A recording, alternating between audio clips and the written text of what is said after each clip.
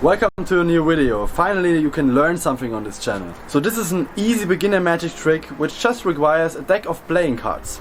So this is one of the first tricks I've actually learned, and I can show you how you can perform that right after this video. So but before we start, you can support me by subscribing to this channel, leave a like, and also check out my website. You find all the links, of course, as always in the description.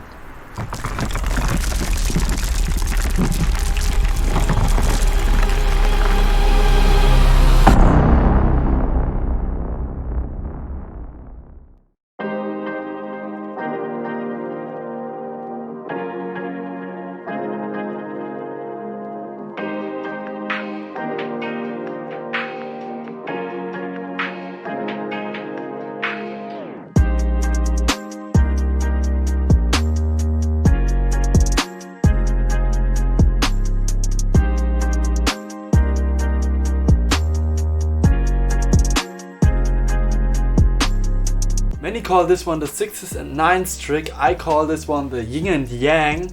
And yeah, here you can also see why. To me it looks like that. And here's how the trick looks like. So here you have Yin and you have Yang.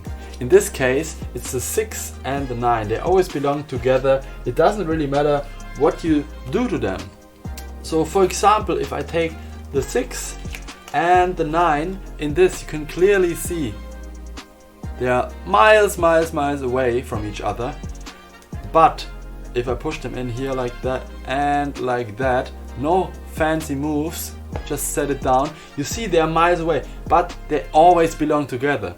And when there's a force, for example, pulling the cards away like a magnet, you can clearly see that 2 cards in the whole deck stay together. And this is Yin and Yang, because they always stay together. So this is a pretty fun and easy magic trick to do. You just need, playing cards and hands. So storytelling does a lot to this magic trick. That's why I don't call it the 6s and 9s, I call it Yin and Yang, because that's my way to perform this particular trick, because you have a lot more to talk about Yin and Yang than the 6 and the 9, obviously. So like I said, you need a little setup, like you have the 6 of hearts, the 9 of spades, the 9 of hearts and the 6 of spades.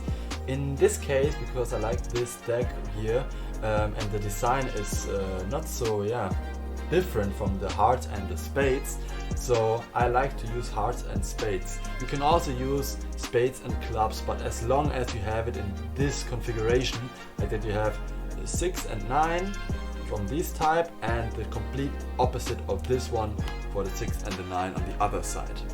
So you just put the cards like that. You put 1 card on top, 1 card on the bottom. So one of the 6 and the 9 goes on top, like so, and on the bottom. So this is the little setup you need. Then you need the other 2 cards, and like I said, storytelling is everything in this one. So as you tell your story, don't refer to the 9 of hearts and the 6 of spades. Like, don't say the suit, just say 9 and 6. Or in my case, in my story, I say Yin and Yang. So I never say the suit of any of those 2 cards. So this is very important for the special type of misdirection you do later, which is called time misdirection. So then all you do is you really lose the 2 cards in the middle. Like, not really in the middle, but away from each other. Like you can show the spectator they're really away from each other. You can even let them push the card in, like I said in my presentation, in my performance. You can let them push the card in. They are really inside the deck. You don't need to know where those cards are. So now go on and tell why these 2 cards come together again. Tell your story about your presentation, like why do these 2 cards belong together and why do they find each other again. So now there's this one move that I told you in the beginning, which you have to practice a couple of times to get it right, but it's really not a big deal. So it goes like this. You hold the cards like that with your 4 fingers here and the thumb on top, just like that. And all you gotta do is you throw the cards, the other cards, to the side, which leaves you with 2 cards.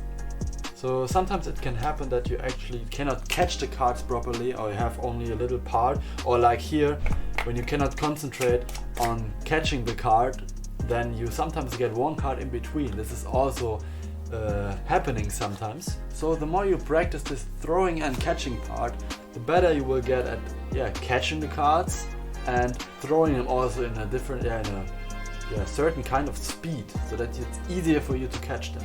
What helped me in the beginning to learn this was actually I use gravity. So I take the cards like that and I make it downwards. I throw it downwards in my hands. This is way easier. You can actually almost let the cards slip out of your hand and press your fingers together to catch these two cards here. So the better you get, the further away you can actually hold your hands. And this is around 30 centimeters, I would say. So if I throw the cards like that, I can easily catch them here and have only 2 cards left in my left hand. So from here you can actually tell why these 2 cards belong together. You can continue your story, and this is basically the whole trick. Like, you have the cards left, the 6 and the 9 is somewhere lost in the middle, but these 2 cards belong together, and this is where the time misdirection comes in.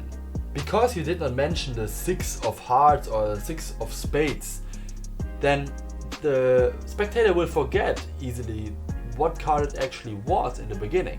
If you make a story out of it, it's not interesting what the suit is of the card, it's more interesting what purpose this card has. So like I said before, don't make a big deal out of the suits. It's just the 6 and the 9, Yin and Yang, Tom and Jerry, whatever. Whatever you want to call it, make a story in your head and just bring it to the people. So keep practicing this one in front of your family, in front of your girlfriend or even dog, it doesn't even matter. Just become better at it, and when you're ready to perform it, then just go out and blow people's minds. Feel free to leave a like, to subscribe, and also you can check out all the links in the description. You also find the link to my website and to all of my social media accounts. And if you want to support me, there's also more information in the description as well. So thank you so much for your support, and see you as always in the next one. The lucky one out.